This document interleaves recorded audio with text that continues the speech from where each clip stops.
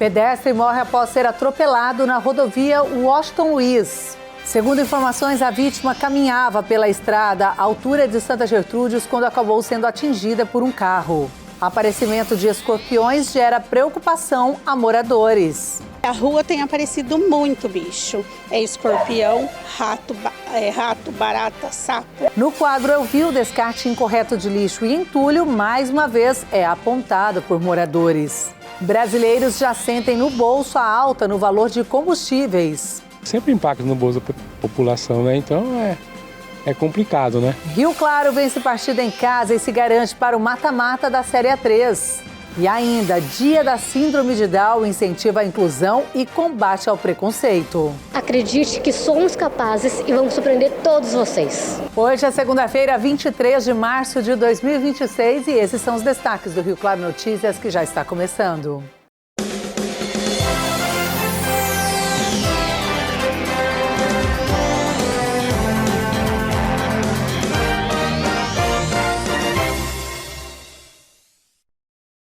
Olá, boa noite. A gente começa falando de mais uma tragédia no trânsito. Um pedestre acabou morrendo após ser atropelado na rodovia Washington Luiz. O acidente aconteceu na manhã de ontem, na altura de Santa Gertrudes. E de acordo com o registro da ocorrência, a vítima trafegava pela pista quando acabou sendo atingida por um carro. O óbito foi confirmado ainda no local. O corpo foi levado ao IML e as causas do acidente serão apuradas. Mais uma tragédia, uma fatalidade aí, então, na altura de Santa Gertrudes. Muito triste esta informação. E olha, mudando de assunto, quem aí precisou abastecer o carro e já sentiu no bolso? Nos últimos dias, o preço de combustíveis apresentou alta e isso impacta diretamente o consumidor final. A escalada da guerra no Oriente Médio já começa a desencadear consequências. E quem vem sentindo os efeitos são os brasileiros que veem o preço médio do diesel, da gasolina e do etanol subirem nas bombas de combustíveis. Estou vendo na bomba já e foi abastecer, mas eu paguei mais caro. Impacta, né? Sempre impacta no bolso da população, né? Então é complicado, né? Nossa, bastante. A gente usa bastante o carro, com certeza. O consumo é bem pequeno, né? Então não senti nada ainda de momento, vamos falar assim. Tá atingindo bastante o bolso do consumidor, né? Não senti muito essa diferença. Não tanto para mim, mas depende, quem usa muito impacta, sim. A gente está gastando mais do que eu gastava até esse dia atrás. Segundo a Agência Nacional do Petróleo, entre os dias 8 a 14 de março, o preço médio da gasolina no Brasil passou de R$ 6,30 para R$ 6,46 o litro.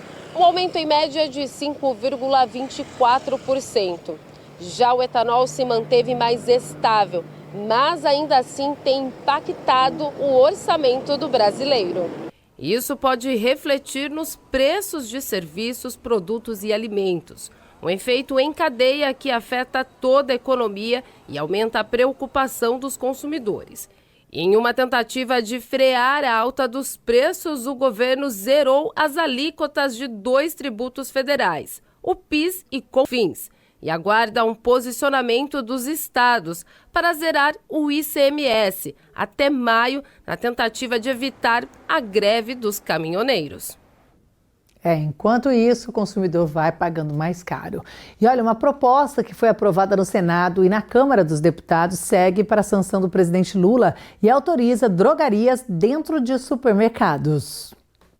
A proposta autoriza que as farmácias funcionem dentro da área de vendas e que o pagamento dos remédios que não exigem receita seja feito junto com as demais compras. De acordo com o relator do projeto na Câmara, a intenção é facilitar o acesso da população a drogarias, principalmente em cidades pequenas. A proposta que libera a instalação de drogarias e farmácias nos supermercados não libera remédios nas prateleiras comuns. O espaço deve estar separado do restante do mercado e funcionar como uma farmácia tradicional, com controle sanitário e a presença obrigatória de um farmacêutico responsável durante todo o horário de funcionamento. A proposta também mantém regras para medicamentos controlados, que continuam exigindo receita médica e procedimentos específicos de venda. O texto já foi aprovado pelo Senado e pela Câmara e agora segue para a sanção presidencial. Agora é para mostrar uma preocupação de moradores do Jardim Wenzel, e é com o aparecimento de escorpiões. Somente na casa de uma das moradoras já foram 3 registros. Pequenos, mas letais. Moradores do Jardim Wenzel têm convivido há cerca de 2 meses com medo desde o aparecimento de escorpiões na região da rua Sabura Camini. Para Márcia, a situação está insustentável e só na casa dela foram cerca de 3 aparições. A hora que eu entrei, eu olhei assim para o alto e eu vi ele na laje. Bem pequenininho, eu super me assustei. Aí depois eu encontrei um outro morto no banheiro e da mesma forma encontrei no meu quarto também na laje. E quando foi há 2 semanas atrás, eu encontrei um na cozinha perto da pia também morto. Os animais que costumam se esconder em entulhos e terrenos baldios agora são encontrados facilmente dentro de residências. A Rose precisou bloquear tomadas e ralos para tentar conter a invasão dos animais e criar uma rotina para não ser pega desprevenida. Tapete, eu tirei todos de casa, todos. Guardanapo, pano de chão, eu não deixo mais nada assim. Até os paninhos dos cachorros, a caminha dos cachorros também. Um cenário que preocupa principalmente quem tem animais e crianças. Quase aconteceu com a minha filha. Foi 2 que ela achou. A sorte que ela tem um olho que ela fica já esperta por conta disso. Mas o dela também. Ela viu, aí ela quase ia pisar, ela olhou um negocinho estranho, ela foi analisar, aí ele estava se fingindo de morto. Aí quando meu marido foi pegar ele para mexer, para jogar fora, aí ele já se armou. Os moradores disseram que já entraram em contato com as zoonoses e que agentes chegaram a ir até as residências, mas só foram passadas orientações. Para eles, não é o suficiente e exigem que a prefeitura faça uma limpeza na região para tentar conter o aparecimento dos animais. Só que fala que não tem o que fazer. A gente tem que fazer, tampar tudo, colocar telinha nos ralos, mas veneno para escorpião não existe. Onde tem entulho, onde tem madeira, era para estar limpo, qualquer coisa era para chamar a prefeitura vinha fazer limpeza, mas como que você vê aqui na minha casa, não tem. E a rua tem aparecido muito bicho, é escorpião, rato, barata, sapo, todo tipo de inseto e agora o mais preocupante, né, o escorpião. A gente precisa de alguma coisa da prefeitura, sabe? Uma atenção, esses matos, sujeira. Tem gente que é relaxado sim, aproveita que está o mato, vai lá e joga um lixo, joga um resto de construção, mas a gente está numa área urbana, não é para acontecer isso. A moradora disse tudo, né? Que tem aqueles moradores que acabam descartando incorretamente, que não tem nem um pingo de consciência, mas outros que acabam pagando o preço, né? A prefeitura foi solicitada aí para dar um parecer de quando faria essa limpeza e disse que serviços de limpeza e manutenção no Jardim Wenzel, inclusive na Avenida Sabura Camini, são feitos regularmente pela prefeitura. Novas ações serão realizadas assim que as equipes retornarem àquela região. Como outros animais peçonhentos, os escorpiões buscam abrigo em entulho, restos de construção e lixo. É importante não descartar esse tipo de material em ruas e calçadas, canteiros centrais, praças rotatórias e outros logradouros. Donos de terrenos baldios devem manter seus imóveis sempre limpos e com mato roçado. Ações como essas, aliadas à limpeza periódica feita pela prefeitura, ajudam a afastar bichos indesejados como escorpiões. Mas vale salientar que realmente ali naquela região onde nós fizemos a reportagem, estava realmente tudo limpo na casa dessas moradoras que solicitaram a nossa equipe. Então, é importante que, se tem o aparecimento desse animal, que a prefeitura retorne o quanto antes para fazer essa limpeza e orientar também aqueles que estão agindo incorretamente.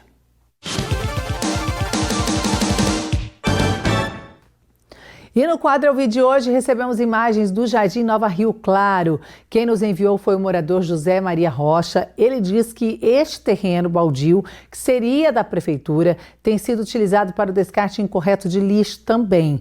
Infelizmente, a paisagem fica desta forma, com muita sujeira, entulho, além do mato alto. Lamentável, porque a comunidade também não faz a sua parte. Alguns, né? Temos os dispositivos para o descarte correto, mas alguns insistem em continuar agindo desta forma errada. A prefeitura também foi solicitada a respeito disso e disse que é exatamente essa questão, né? Que todos devem fazer o descarte correto, já que Rio Claro tem coleta de lixo domiciliar, coleta seletiva, ecopontos, coleta seletiva e cata-bagulho, né? O descarte incorreto de materiais é ato de infração que pode resultar em multa ao infrator.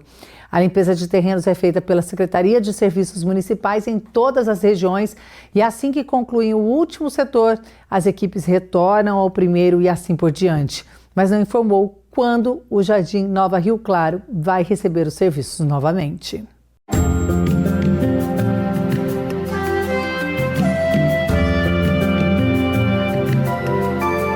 A terça-feira começa com sol, mas com possibilidade de pancadas de chuva isoladas durante todo o dia.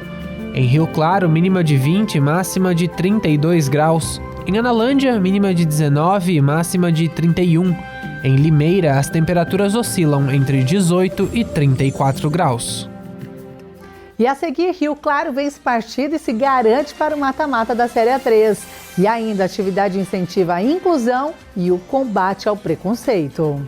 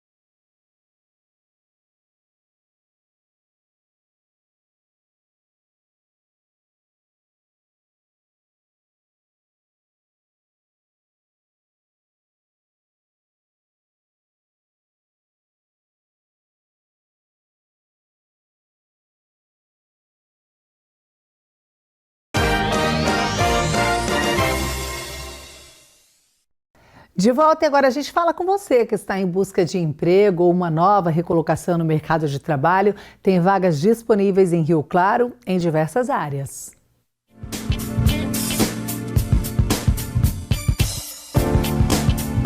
Vagas de emprego hoje em Rio Claro para eletricista de manutenção predial, ajudante de pedreiro, vendedor, motorista carreteiro, zelador, operador de munque, marmorista, auxiliar de eletricista, ajudante de carregamento e serrador de pedras. Os interessados devem procurar o Conecta na Rua 3, número 1636, no centro, ou acessar o portal da empregabilidade.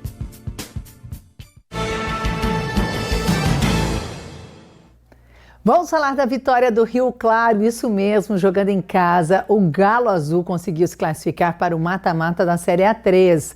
O Azulão recebeu no Chimitão o União Suzano, que já estava rebaixado, para a última rodada da primeira fase. O Rio Claro manteve domínio durante todo o jogo, abriu o placar aos 16 minutos do primeiro tempo e já na volta do vestiário ali, do intervalo, o União Suzano garantiu o empate e as duas equipes seguiram criando boas oportunidades, mas foi o Galo Azul que levou a melhor, fechando o placar por 3-1, com gols marcados aí por Gabriel, Diego e Andrei. O Galo Azul terminou a primeira fase, então, na 5ª posição e vai pegar o 15 de Jaú nas partidas eliminatórias. A Federação Paulista ainda não divulgou as datas e horários aí dos confrontos. Nós vamos continuar acompanhando. Boa sorte também para o Galo Azul. E agora a gente fala de inclusão e de um trabalho lindo que é realizado para combater ainda mais o preconceito. É o que busca também o Dia Internacional da Síndrome de Down. A data foi instituída pela Organização das Nações Unidas como Dia Internacional da Trissomia do Cromossomo 21. T21, e tem o objetivo de promover a conscientização e ampliar também oportunidades de inclusão, assegurando direitos fundamentais como acesso à educação, saúde e trabalho. Entre cores, texturas e pequenos detalhes, o que se constrói aqui vai além do artesanato. Cada peça carrega tempo, cuidado e também conquista. A aula de hoje acontece no saguão do Paço Municipal, mas faz parte de um trabalho que já é contínuo. A Bia conduz uma turma no Centro de Qualificação Profissional. Mais do que ensinar técnicas, ela constrói um caminho que, para ela, também representa autonomia. Em 2017, fiz um porta-joia para minha mãe no colégio, para o Dia das Mães. Daí, a partir daí, eu resolvi seguir em frente. E pensando no meu lado profissional, eu faço pontilhismo, mandalas. Não, mandalas já envolve pontilhismo, né? Pontilhismo, betume, decupagem em tecido e estêncil. A relação da Bia com a arte começou ainda na adolescência. De lá para cá vieram oficinas, projetos e experiências em diferentes espaços, até que um sonho começasse a se realizar. Eu sempre sonhei dar aulas para ela, né? Para as pessoas com síndrome de Down. Aí a gente conversa bastante, eu ensino elas o que eu já sei. Então eu fico muito feliz com isso. A gente foi procurado há uns anos atrás com a dificuldade de curso para pessoas com deficiência e eu conheci a Bia, né, que é a nossa professora que tem síndrome de Down, e ela vai fazer história na nossa cidade, já está fazendo, sendo a primeira professora com síndrome de Down a dar um curso para pessoas com síndrome de Down. É muito importante porque além do artesanato, que trabalha a parte psicológica, a ansiedade, tudo isso, a gente trabalha também com empreendedorismo, porque elas podem vender o próprio produto. O projeto saiu do papel e ganhou continuidade. Hoje, ela conduz uma turma com encontros semanais e planejamento ao longo de todo o ano. Um processo que respeita o tempo de cada uma e valoriza cada avanço. Eu gosto da aula da Bia, eu faço tudo e pintando as mandalas e pontilhando. A própria forma de falar sobre o tema também evoluiu. O termo trissomia do cromossomo 21, ao invés de síndrome de Down, tem sido cada vez mais utilizado em leis, documentos oficiais, registros médicos e materiais educativos, para trazer mais precisão e ampliar o olhar para além de um rótulo. O projeto foi aprovado na Câmara dos Deputados no ano passado. A nova definição reflete um novo entendimento, mais respeitoso e alinhado com a forma como essas pessoas querem ser vistas e como cada uma se reconhece naquilo que faz. É bem legal. Eu gosto muito delas. O que você mais gosta de aprender nas aulas de artesanato? Pintura. Você fica feliz em participar com a Bia e com as outras meninas? Sim. Acredite que somos capazes e vamos surpreender todos vocês. Que belo trabalho, Bia, parabéns para você e super importante também essa inclusão e essa demonstração. Ficamos muito felizes de poder levar essa história também para o pessoal de casa. E o RC Notícias fica por aqui, estaremos de volta amanhã na primeira edição ao 12:30. Eu te espero, uma ótima noite, até lá, tchau, tchau.